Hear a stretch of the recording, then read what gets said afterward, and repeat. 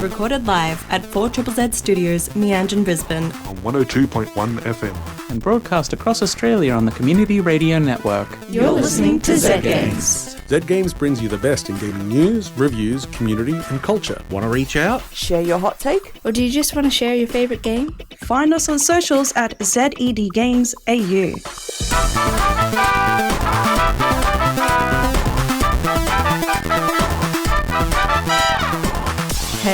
Hey. You're listening to Zed Games here on 4ZZZ. I am Maylee. I should have we usually lead them in. I didn't. I just pointed. You just pointed. And we are? I am Zahra. You are. I'm pointing at myself and I am Tom. You're not pointing. Why would you lie? Don't lie to the listeners. Sorry, we do not hold back anything from our listeners. I will never lie again. We'll see that you don't. How you both doing tonight? I'm doing good. You know what? I'm doing great. I'm so happy to hear that. Yeah. Why are you doing great? I don't know. As soon as like the comes in, and then you do like your hey, it's just like Zed Games, and I'm always happiest when I'm on Zed Games. Everything's gonna be all right. Exactly. Everything's gonna be all right because we've got an hour of gaming music, gaming news, gaming reviews. All the good bits. You can leave the outside world outside and just think about video games. Think about all the time you're going to spend inside. Yeah. It's time to look internally, everyone. Internally into games. What have you both been playing lately? Oh, I've been getting back into Pikmin 4. Oh hell yeah! I just need to see my little guys just. Oh my god, they moving are obstacles. The littlest guide They're so that's ever little guide. What's your favorite Pikmin color? I'm Red. quite. Whoa. I respect that. No, yeah, they're tough little buggers. Maybe the electric ones, the yellow. Mm-hmm. That you can throw them really far. I think I'm a purple Pikmin guy. You can't go wrong with purple. Yeah. Like those guys. Wow. Yeah. Strong ones. Just swole. That's what I want. I want some muscular Pikmin. Muscle bound Pikmin. But yeah, I've been good. Fellow Zed Games alumni Paul has loaned me his PlayStation VR 2. That's nice. Is it alumni, people who have graduated? Has Paul left us? No. He's doing a master's degree. It's okay. He's never leaving. He's doing his PhD. So I've been messing around with that, downloading a few different VR games because I'll be reviewing a game that is in VR soon-ish. Well, it's in VR now, but yeah, so I've downloaded Moss to play through finally. One of those games that's been sitting in my library since forever. Yeah, I think I got it ages ago as a PS Plus game, and I'm finally going to dig into that, as well as Star Wars Squadrons, and more importantly, I can finally do VR Resident Evil 7 and 8. That's a great excuse for a replay. Very good. Although, I will say, I don't have the official Capcom Resident Evil 7 VR candle that they put out. Wait, I'm sorry. What? So, when that came out on VR, I'm not sure if it was officially licensed, but it was labeled as the Resident Evil 7 VR candle. So, to fully immerse yourself in the world of this moldy, monstrous, swampy cabin, you could light a scented candle that smelled like sawdust, mold, mud, dirt, and blood. That's the future of video games right there. Yeah, that's true immersion. No, you know what? That's more game companies should do that. They should give you like little spritz, candles based like on a spray every that you game. can spritz the room with. It's like, okay. Ooh, I'm going to be thinking about that. What game would smell the worst and what game would smell the best? Imagine if you could smell your Pikmin's flowers when they bloom. That'd be very sweet. I imagine they smell very sweet and floral. Stinkiest game? Binding of Isaac. Binding of Isaac. It's literally. There's no way that smells good. I think Minecraft would smell pretty good. Yeah, I mean, if you like this smell of cubes. It's outdoor cubes. Yeah, I guess. Or cave cubes. Well, wait. What's your pitch for a nicest smelling game? I'm saying Overcooked or potentially Cooking Mama. That could be good. Ooh, okay. You got me with Cooking Mama. How about... I've got two. All right. I'll allow it. I'm not sure if I can go outside the realm of video games. We usually focus on video games. You're always breaking But all I can boundaries, think of Maylee. is some sort of candy world. And that makes me just think of the Candyland board game, which would smell fantastic. It would. But if I can't do that, I want to go with coffee talk. Because I don't like drinking coffee, but it's a beautiful smell. It is a beautiful smell. Okay, you know what? I'm changing my answer to coffee talk as well. Very mixed emotions as I play RE7 with a coffee-scented candle. I just want to... we've had a text in, an SMS in from Mac Prentice, who has recommended one VR game you need to try is Underdogs VR. Apparently it's got great roguelike... I can't. Roguelike. Yeah. In boxing mechs. Yeah, I looked up a trailer of it. It looks really cool. You're in a sort of like an exoskeleton style looking mech. Oh, hell yeah. Reminds just from It's the got an start. awesome OST. We should get onto that. Yeah. And Mr. Stalin separately said that the Resident Evil candle sounds like a share house, which, yeah. Yeah, I currently live in a share house with people I love, but yeah. Yeah. Some of them can be a bit like that. But enough Okay. about smells. I think it's time to talk about what really matters, and that's the news. The news. The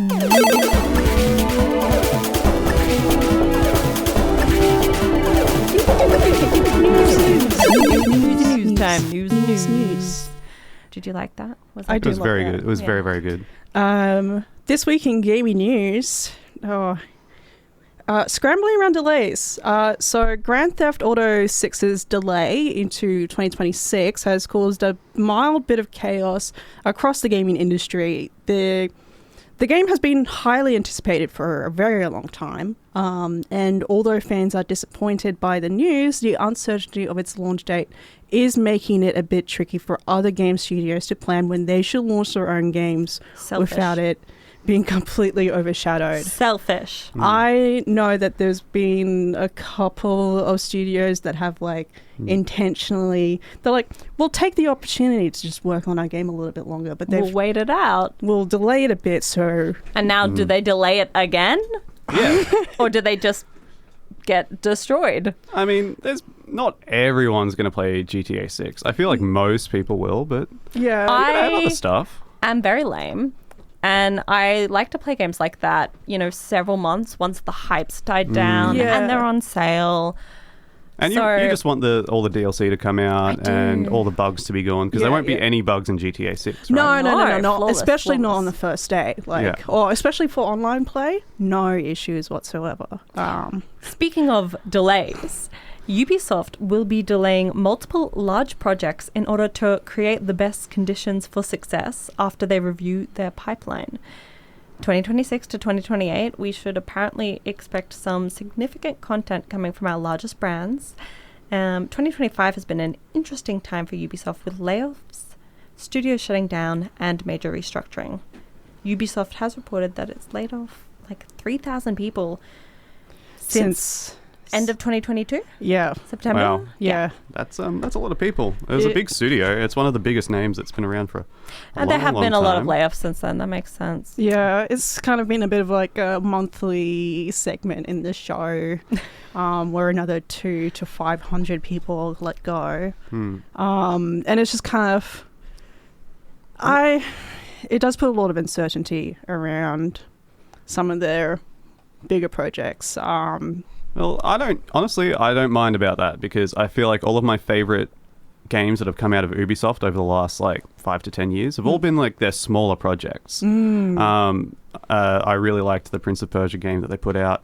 I would love to see a new Rayman game. That would be really cool. That would be sick. And look, Assassin's Creed was surprisingly okay for someone who doesn't particularly enjoy Assassin's Creed that much. Look, they've got some good games, and I would like to see, obviously I'd like to see more games from anyone in general. But hopefully there'll be some cool recognizable names coming from Ubisoft. It would be nice if they focused a little bit more on their smaller projects and maybe some new IPs and just kind of have fun with making games again. Yeah. Well, In other news, don't worry, Kingdom Hearts fans. Square Enix has given an update on Kingdom Hearts 4, which was first announced in 2022. News on the game has been few and far between, with some gameplay details revealed, as well as Sora featuring as the main protagonist. Surprise, surprise. Well, here is the update. They have not forgotten about it. The studio is hard at work and have asked fans to keep an eye out for further updates.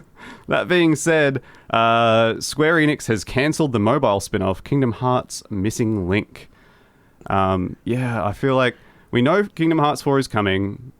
It's weird because normally in between all the other major plot points in Kingdom Hearts, there's been like smaller side games that have come They out that have love tided their us little over. side games. Yeah, which are all canon and are all important for the plot. Yes, especially the ones that you cannot access at all on any device anymore because the devices don't exist. Yeah, if you just play Kingdom Hearts 1, 2, and 3, you'll have no idea what's going on in the end. No. You need to do your homework. You need to check the referencing. Yeah, it just does sound a bit like, hey, get off our backs, it's coming. It's probably going to have Star Wars in it, and you're going to have Iron Man on your team. You heard it here, folks. I promised I would never lie again.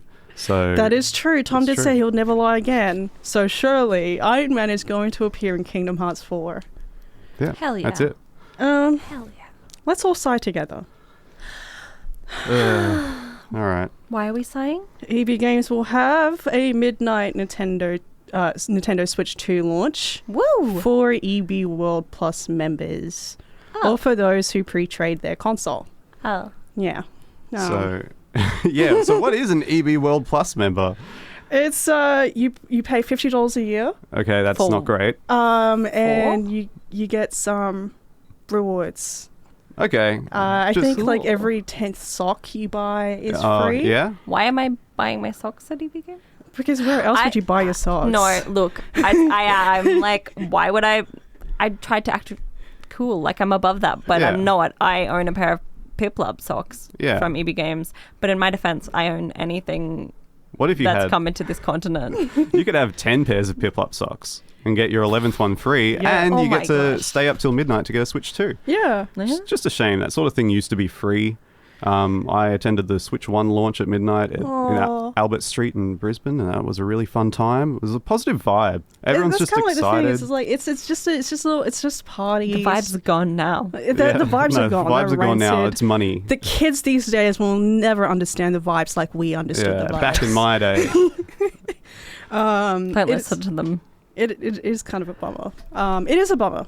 That's just what I have to say about that. I get it's rough though because I feel like a lot of people aren't going to them anymore. No. So I why would they mean, keep doing them as much? I would have gone, but now I have to pay $50.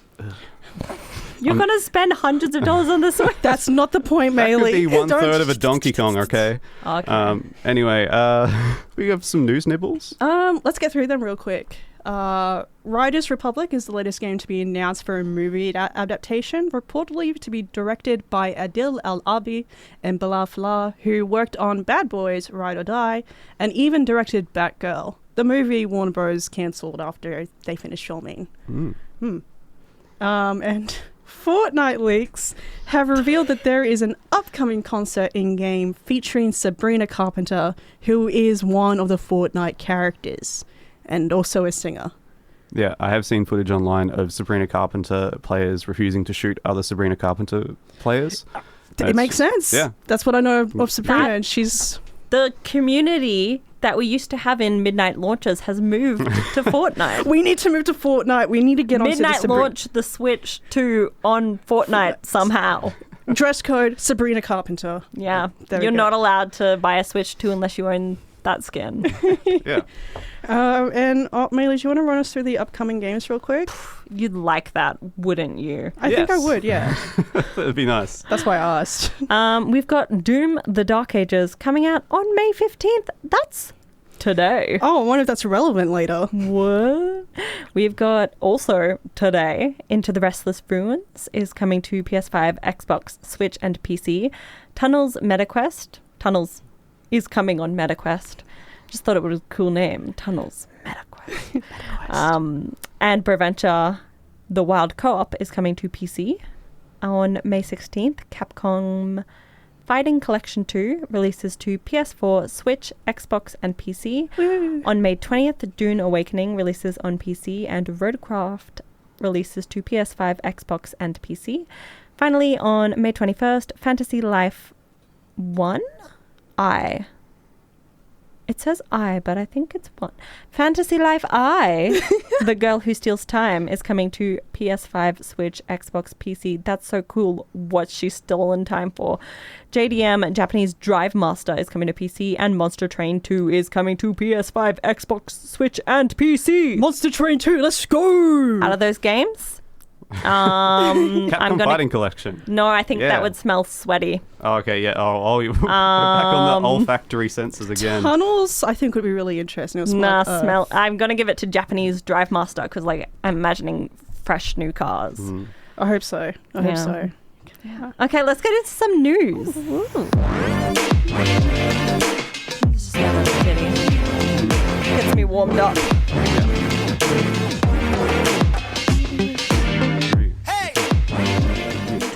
Gonna do a review for you. I want to talk to you about a game that I've been playing a lot lately because I've been really busy. I've started a new job and been adapting to that, and I've had much shorter bursts of time to play video games in.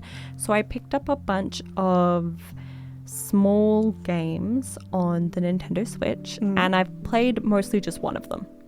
I tried a little bit of all of them, and then this one. I've just been playing this one, and it's a game called Islanders, which is a minimalistic city building strategy sort of game.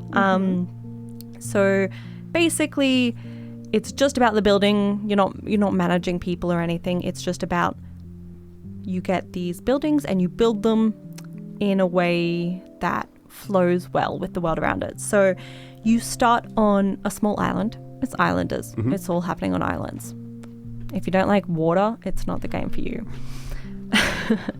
And as you play through, you have rounds and you select one of two buildings. So it could be a sawmill or a house or a shaman's hut. And you receive actually a selection of buildings sort of themed around that. So the sawmill, you could get lumberjack sawmills, but you could also get a house in there with it or a city center. So you never know quite what you're getting. And then you have to place the buildings on the island in a way that gets the most points. It's a point-based game, very simple, straightforward. So the points a game gives you, the points a building gives you, depends on what it's placed near. That can be other buildings you've placed or natural resources. So if you're placing a lumberjack, a sawmill, the more trees it's near, the more points that's worth. But if you already have a sawmill there, you're losing a bunch of points because they're competing with each other. So you have to balance all these things. And if you don't get enough points on any one round, you lose the game. You start over. But if you build up enough points through these rounds, you unlock a new island. And you go to the new island, which is often bigger but more complex. It can be a bunch of little islands. It can have plateaus, big cliffs, and new buildings with more complex rules. Some of the buildings are like start off with negative 100 points, and you have to have them build up to not lose it.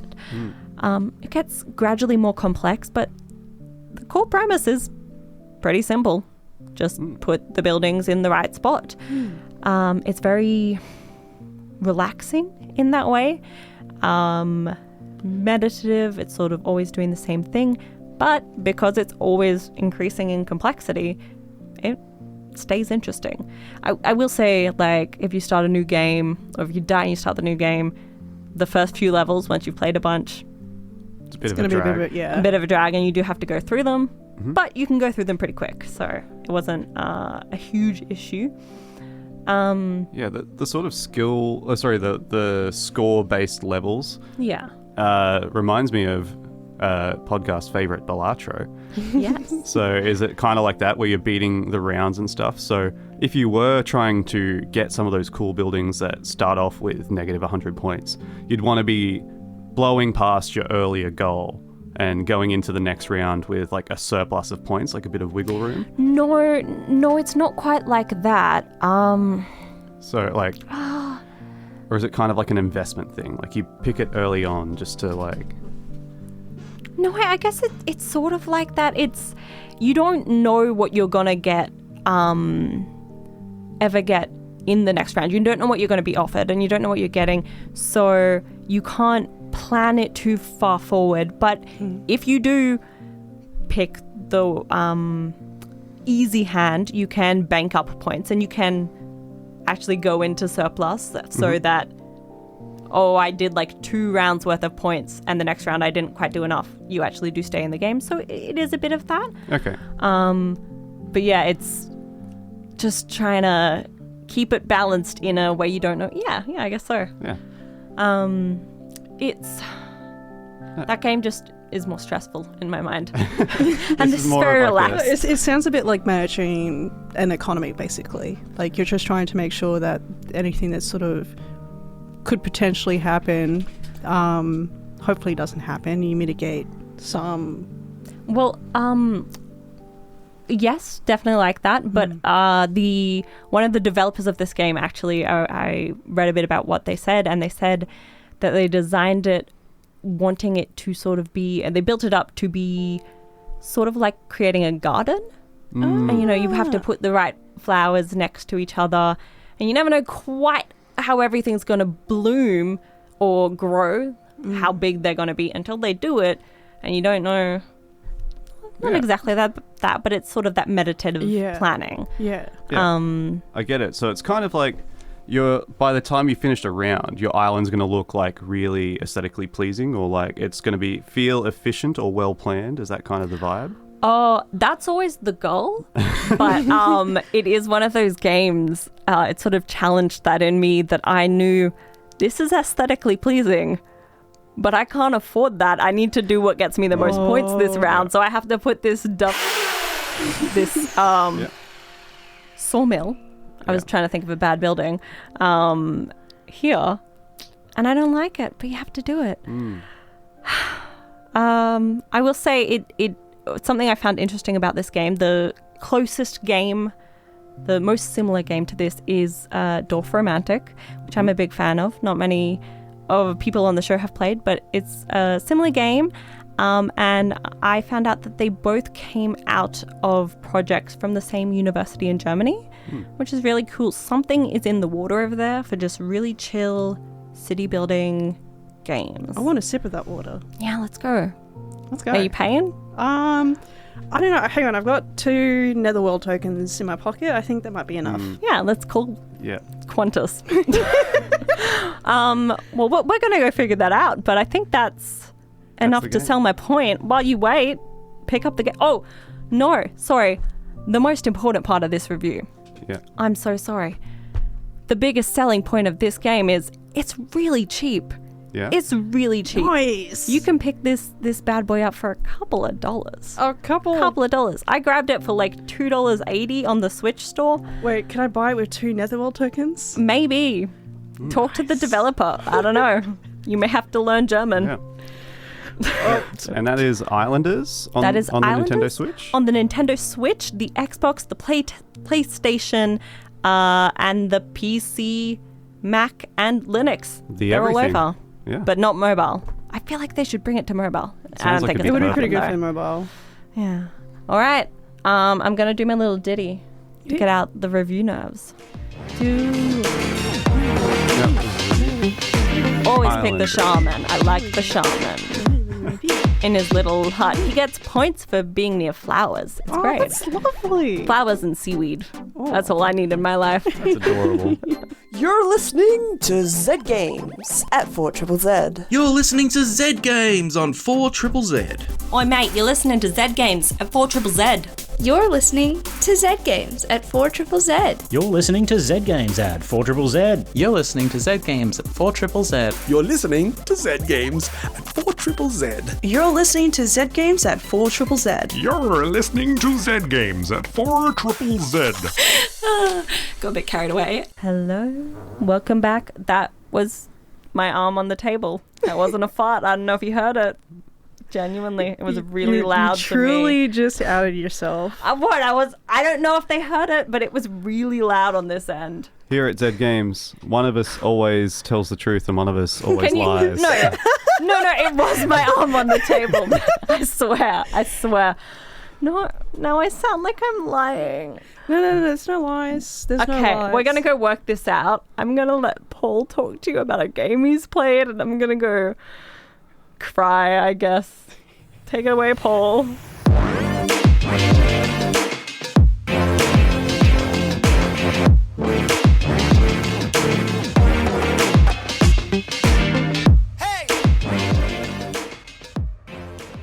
Doom! It's back and better than ever? Doom 2016 relaunched the series and took the world by surprise.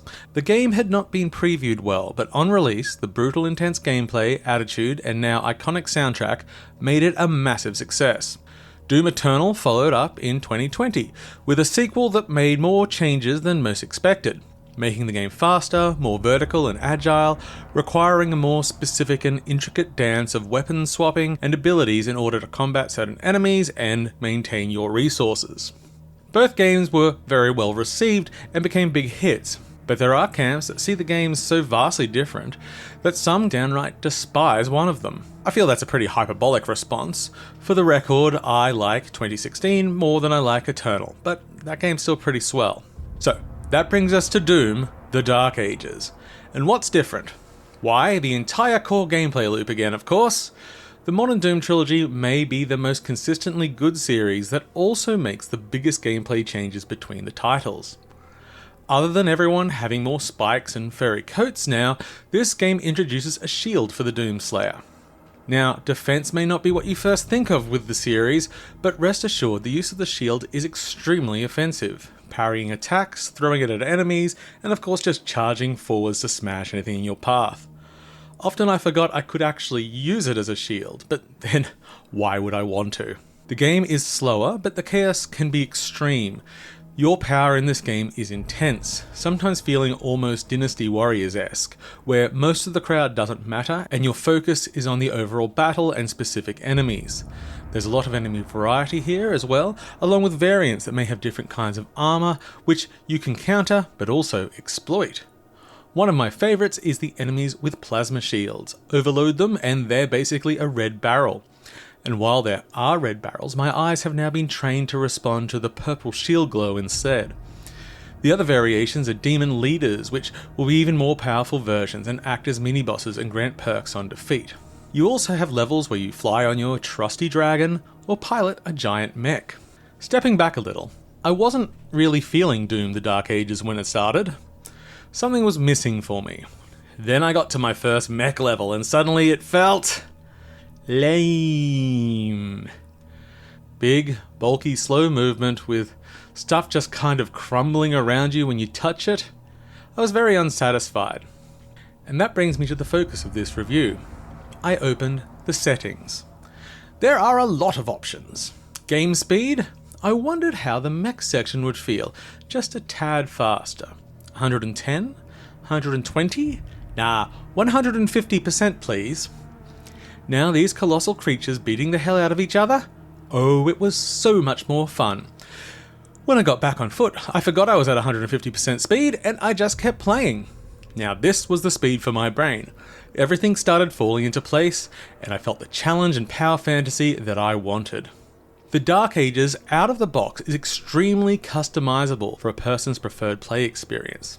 As you start a new game, you select your difficulty, but then the next screen will show you what that means and allow you to alter it. Change the parry window timing, aim assist options, player damage, enemy aggression, projectile speed, the value of pickups, and this is just the base gameplay modifiers. The overall focus on accessibility in general is impressive. While supporting colorblind modes, you can also change the highlight color of each element in the game separately, desaturate the game, UI and font scaling, push to hold options can become toggles, and so on.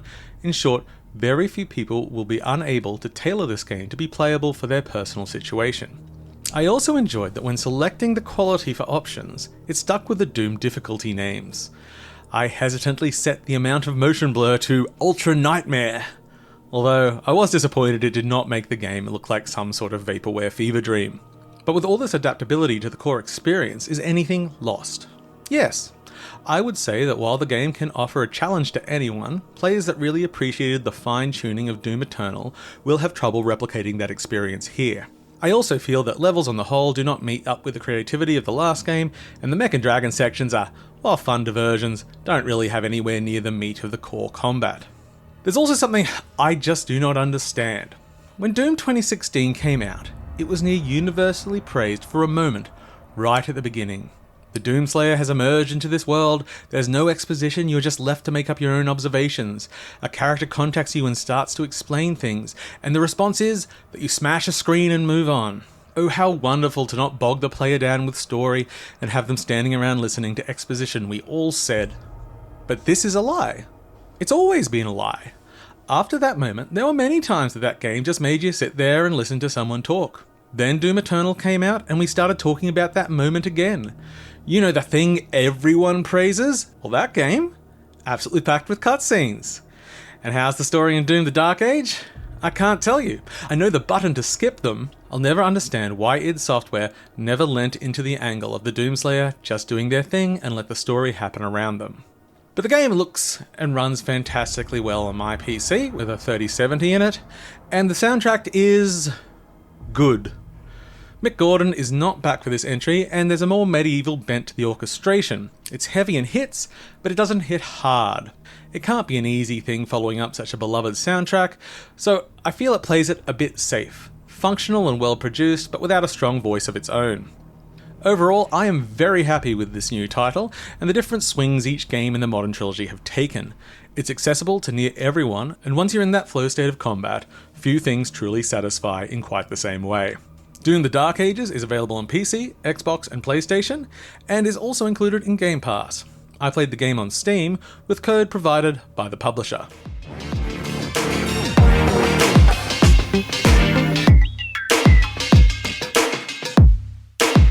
Let's drink the Kool-Aid of good times. Yay! Yeah. But we already did, because it's the end of the show. Oh, we finished all the Kool-Aid. Yeah.